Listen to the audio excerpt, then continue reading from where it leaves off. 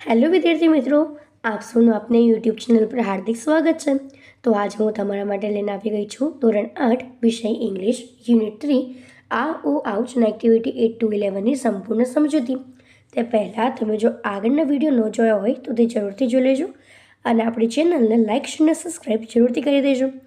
તો ચાલો આપણે એક્ટિવિટી 8 to 11ની સંપૂર્ણ સમજૂતી મેળવીએ. તો અહીં આપણે એક્ટિવિટી 8 છે એનો એ છે કે complete this questions using the words from the bracket. તો અહીં નીચે જે આપણને ક્વેશ્ચન્સ આપ્યા છે તે આપણે બ્રેકેટમાં આપેલા વર્ડ્સની સાથે કમ્પ્લીટ કરવાના છે. તેનો આપણો ફર્સ્ટ ક્વેશ્ચન છે, how many months R there in a year? તેનો આન્સર થશે 12. તો અહીં આપણને બ્લેન્કમાં આવશે મંથ અને યર, તેનો આન્સર 12 આવે. એના પછી સેકન્ડ છે, how many days are there in a week? તો તે થશે 7. How many hours are there in a day? તો થશે 24. How many weeks are there in a year? તો તે થશે 52. How many minutes are there in an hour? તો તે થશે 60 minutes. તો હવે એના પછીનો બી છે કે observe the picture below, make questions using how much and how many, then write the answers in the space given. તો એ નીચે આપણને જે પિક્ચર્સ આપે છે તે જોવાના છે, એના પરથી હાઉ મેની ને હાઉ મચમાં ક્વેશ્ચન બનાવવાના છે અને જગ્યા આપી છે તેમાં આન્સર લખવાના છે. તો અહીં એમાં આપણને એક્ઝામ્પલ આપ્યું છે કે અહીંયા એમાં પહેલો ક્વેશ્ચન છે કે how many cups of ice creams are there in a picture? તો એનો આન્સર થશે કે there 3 cups in the picture.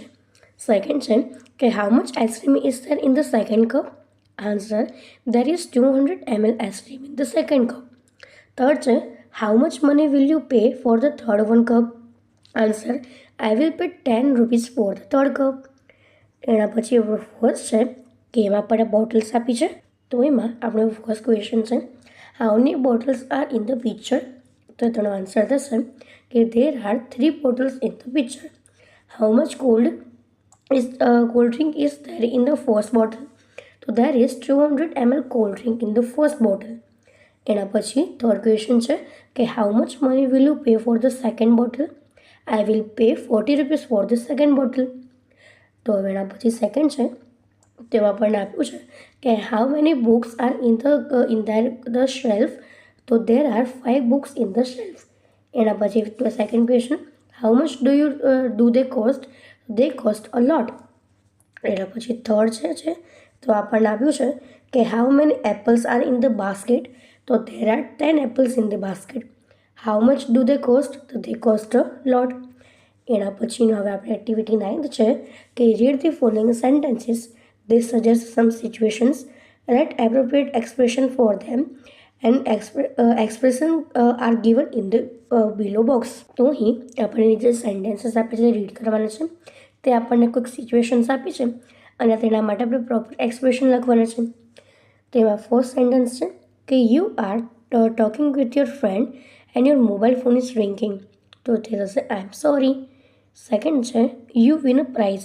તો તે થશે wow, I can't believe it. Third છે you can't understand what your friend is saying. તો તે થશે પેર્ડન. એના પછી ફોર્થ છે your father introduce you to his friend, you shake hands with them, nice to meet you. Fifth છે your sister is living for school to take part in a debate, best of luck. You are thirsty, what will you tell your mother? તો તે થશે I need water badly.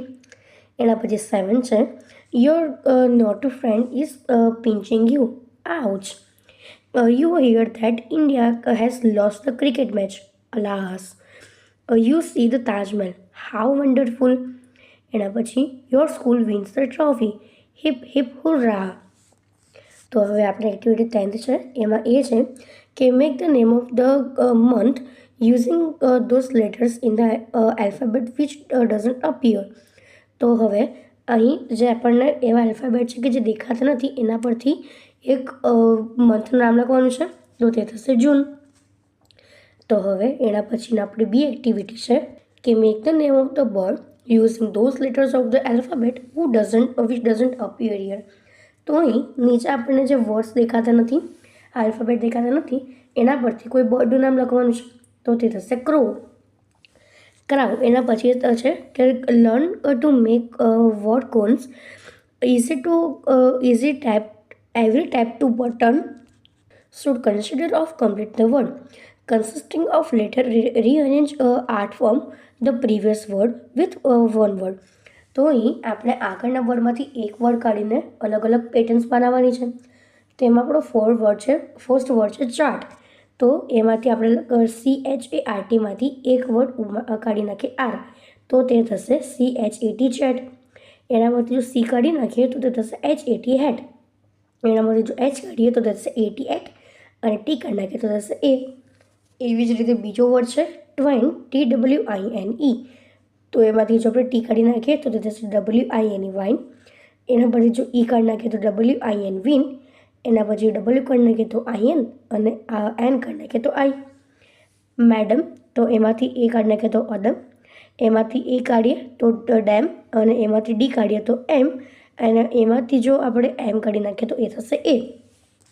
તો હવે એના પછીની આપણી activity 11th છે કે see the picture carefully, answer the questions given below.